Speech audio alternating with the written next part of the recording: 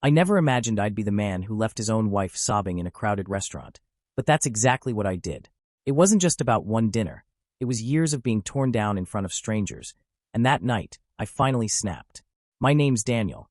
I'm 32, I work as a project manager for a software company, and I've always considered myself level-headed. I'm not the type to create a scene, and I'm certainly not someone who storms out of a restaurant. I hate attention, I always have. Yet there I was, walking out on my wife of 3 years, ignoring her desperate calls of my name as I pushed through the door. I didn't turn back once. Even now, I'm sitting in my car, parked a few blocks away, staring blankly at the illuminated restaurant sign, replaying everything that just happened. My phone hasn't stopped buzzing. Text after text, call after call, Claire's name flashing on the screen like a warning light. Some of her messages are angry, some are apologetic, and some are manipulative. It's a cycle I've come to know too well. I'm humiliated. I'm angry. But if I'm honest, I also feel relieved. I can finally breathe. Leaving her there wasn't just about tonight. It was the final breaking point after years of subtle digs and public humiliation I kept brushing aside. Before I can explain what happened tonight, I need to go back and explain how we even got here. The first time I saw Claire, she was standing on the balcony of a mutual friend's housewarming party. I remember hesitating at the door, clutching a six-pack of craft beer I'd grabbed at a gas station on my way over. I almost didn't go that night. I was exhausted from a long work week and wasn't in the mood to socialize.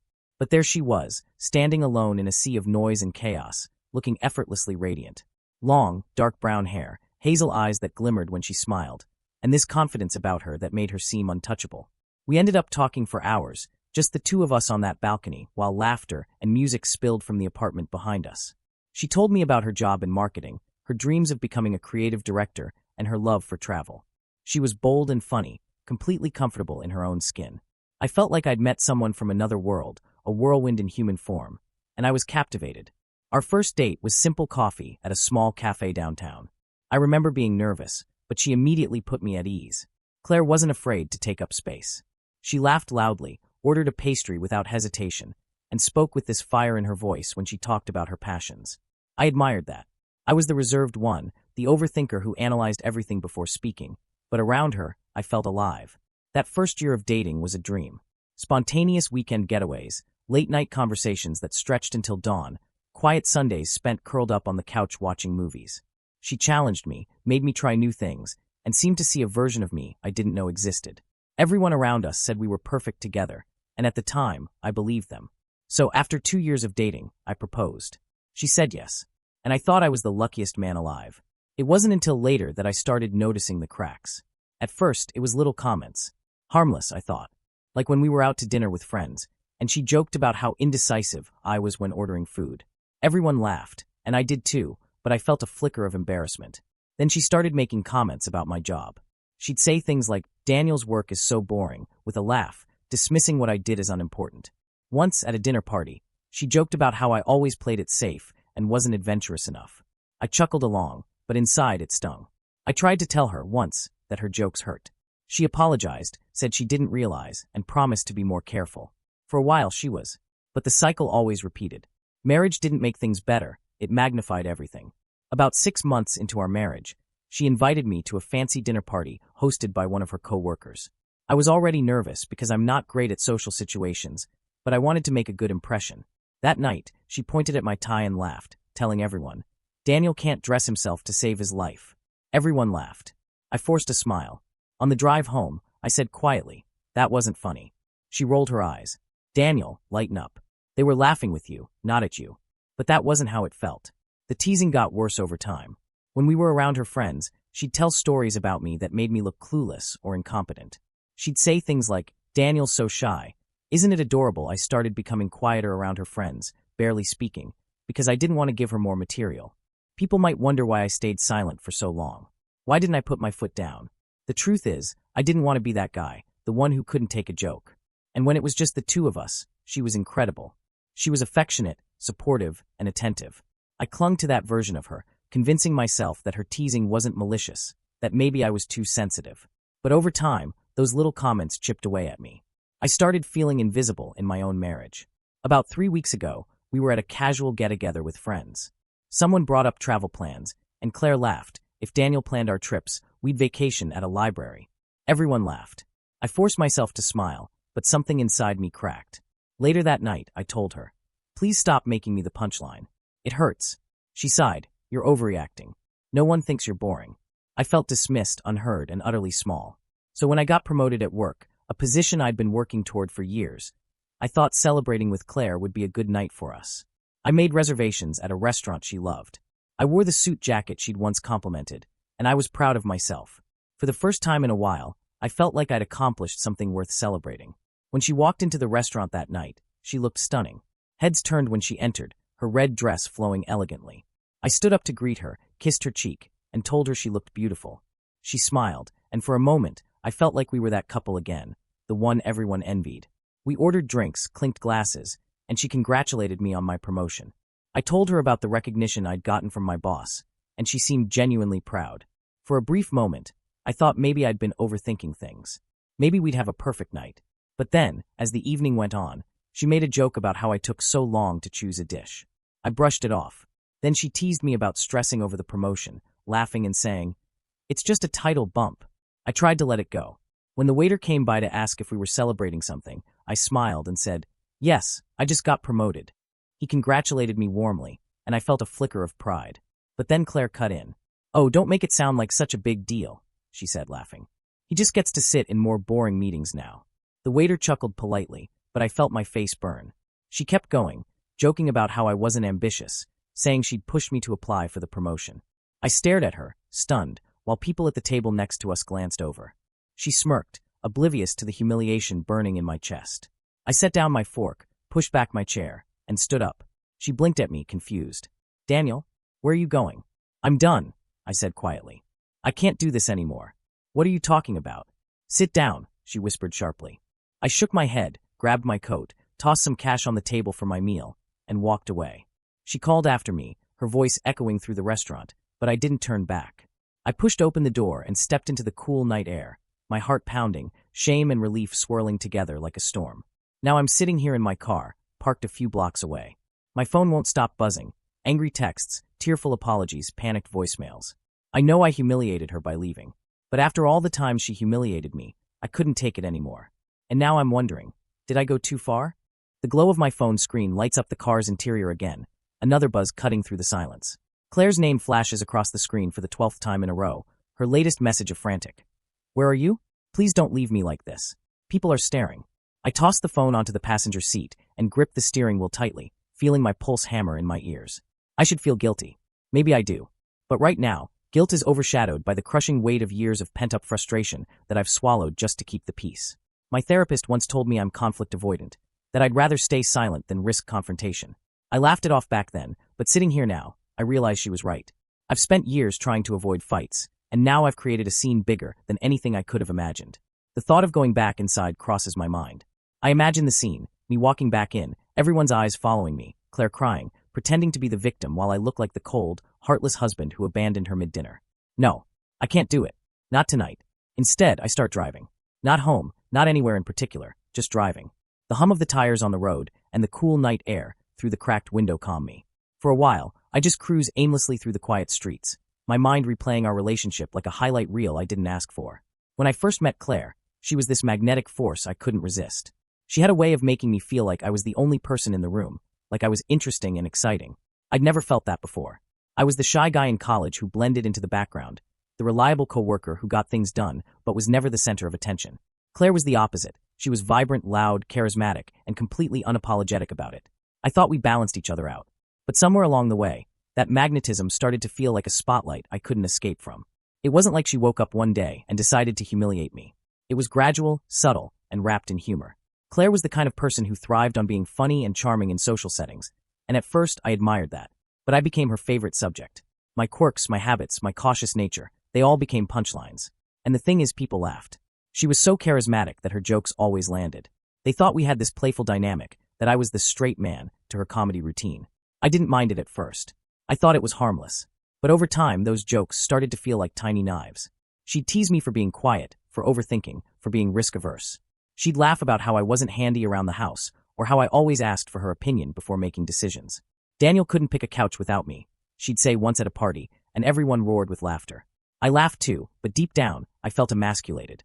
When I tried to bring it up, she always brushed it off. You're too sensitive, she'd say with an exasperated sigh. It's just a joke. Lighten up. And I'd back down because maybe she was right. Maybe I was too sensitive. The thing is, when we were alone, she was amazing. Sweet, supportive, and loving. She'd cook me dinner after a long day, cuddle up next to me on the couch, and tell me how proud she was of me. That's the version of Claire I fell in love with, the one I married. That's the version I held on to every time she embarrassed me in public, convincing myself that she didn't mean it, that I was overreacting. But tonight was different. Tonight, I couldn't convince myself anymore. I end up in a quiet park on the outskirts of town, parking under a flickering street lamp. The place is empty, just me and the sound of crickets. I kill the engine and lean back in my seat, staring up at the stars through the windshield. I haven't felt this calm in months. My phone buzzes again, and I finally pick it up, scrolling through her messages. Daniel, please. Where are you? Why would you embarrass me like that? I'm sorry, okay? Just come back. You're being dramatic. It was a joke. I love you. Please don't do this. Each message feels like a glimpse into our entire dynamic. Apology, guilt-tripping, dismissal, affection, over and over again.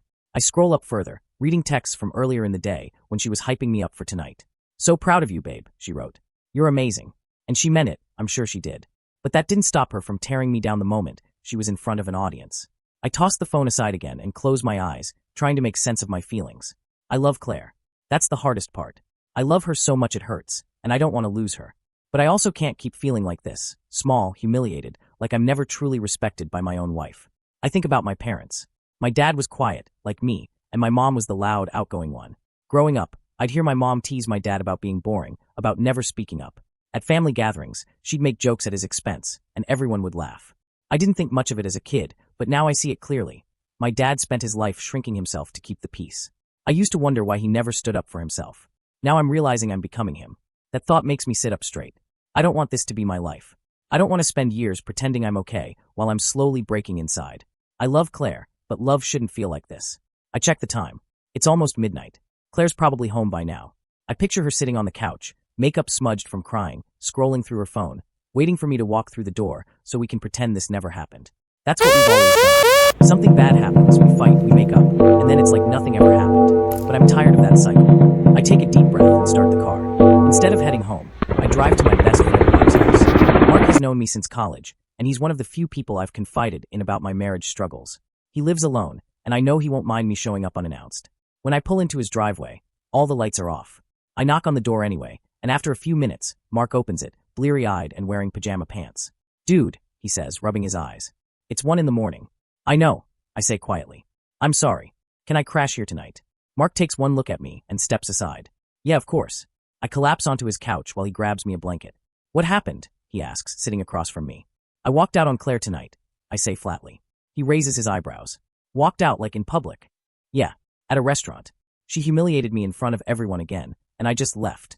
Mark doesn't look shocked. Concerned, yes, but not shocked. He's heard enough about Claire's behavior over the years to know this wasn't an isolated incident. Good, he says finally. You needed to do something. I feel like an asshole, I admit. Everyone probably thinks I'm a monster for leaving her there. Let them think what they want, Mark says firmly. You've been miserable for years, man. You've been telling me for months you can't take it anymore. You finally stood up for yourself. I stare at the floor, feeling both validated and conflicted. Do you think I overreacted? No, Mark says without hesitation. You've been bottling this up for too long. You needed a wake-up call, and maybe she did too. We sit in silence for a while before Mark speaks again. You know this isn't just about tonight, right? You've got some serious decisions to make. Are you going to keep living like this, or are you going to finally put your foot down? I don't have an answer for him. After Mark heads back to bed, I lie awake on his couch, staring at the ceiling. His words echo in my head. Serious decisions. He's right. Tonight wasn't just a fight. It was a breaking point. I can't keep living in this cycle of love and humiliation, of apologies and excuses. In the morning, I wake up to dozens of missed calls and texts. Claire's tone has shifted again.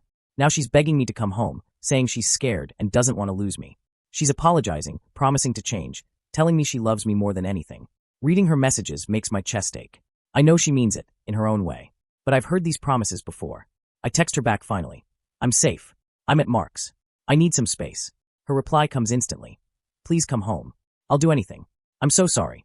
I stare at the screen for a long time, feeling torn in two. I love her, but I don't know if love is enough anymore.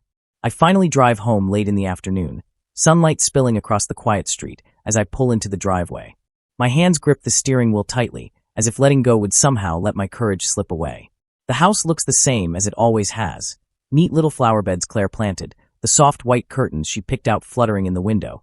But it feels different now, like there's a storm brewing inside. When I step through the front door, the air is thick with tension. Claire is on the couch, curled up in her favorite oversized sweater, her makeup smeared from crying. She jumps up the moment she sees me, her face lighting up with relief. "Daniel," she breathes, rushing over to wrap her arms around me. I stiffen under her embrace, not because I don't love her, but because I don't know how to feel. She clings to me like I'm a lifeline, whispering, I'm so sorry, I didn't mean to upset you." Her voice cracks, and I feel that familiar tug of empathy, that urge to comfort her. For a second, I almost wrap my arms around her and tell her it's okay, that I overreacted. But I don't. Instead, I gently step back. "Claire," I say softly, "we need to talk." She freezes, her expression flickering from relief to fear. She nods and follows me into the living room, where we sit on opposite ends of the couch. I run a hand through my hair, trying to steady my thoughts. "I'm not here to fight," I start. I can't keep pretending everything's fine. Last night wasn't just about dinner. It was about everything." Her lips tremble. "I know," she whispers. "I messed up. I humiliated you. I thought I was being funny, but I was cruel. I hate myself for it." I study her face. She looks genuinely remorseful, and I know she means it. Claire isn't a bad person. She never was. She just has this way of being larger than life, of turning everything into entertainment. Somewhere along the way, I became part of her act, and I let it happen. "You've been doing it for years," I say quietly, making me the punchline. I laugh along because I don't want to ruin the mood or embarrass you, but it hurts, Claire. Every time you do it, I feel smaller. Her eyes fill with tears. "Why didn't you tell me?" "I did," I reply, my voice cracking. "I told you I didn't like it, and you said I was being too sensitive. You brushed it off." She buries her face in her hands. "God, I'm awful." I shake my head. "You're not awful. But this isn't working anymore. I feel like I've been losing myself in this marriage. I'm constantly walking on eggshells, wondering when the next joke is coming, when I'll be humiliated again. And I can't live like that." Her sobs are quiet but sharp. "So what are you saying? Are you leaving me?" I pause, my chest aching. "I don't know," I admit honestly. "I don't want to. I love you more than anything. But love isn't enough if I don't feel respected." She reaches for my hand, her grip desperate. "I'll change. I promise. I'll never make another joke about you again.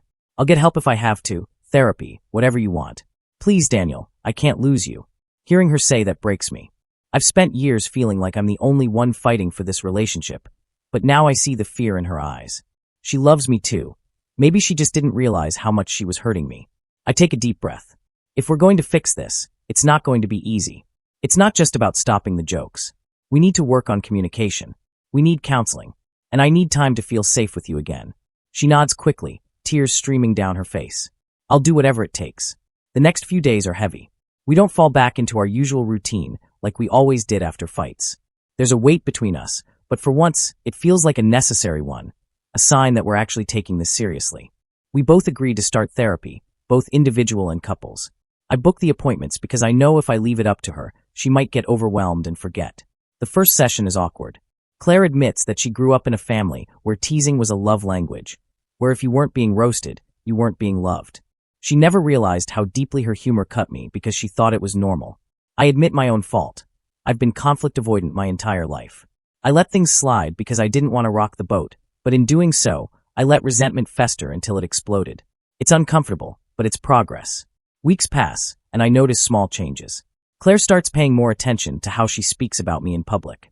The first time we go out to dinner with friends after the incident, she doesn't make a single joke at my expense. She even compliments me in front of everyone, and I see the effort it takes her to restrain herself. When we get home, she turns to me nervously. "Was that okay? Did I do better?" I smile for the first time in a long time. "Yeah, you did. Thank you." The walls I built up around my heart start to crack, just a little. But it's not all smooth sailing. There are slip-ups.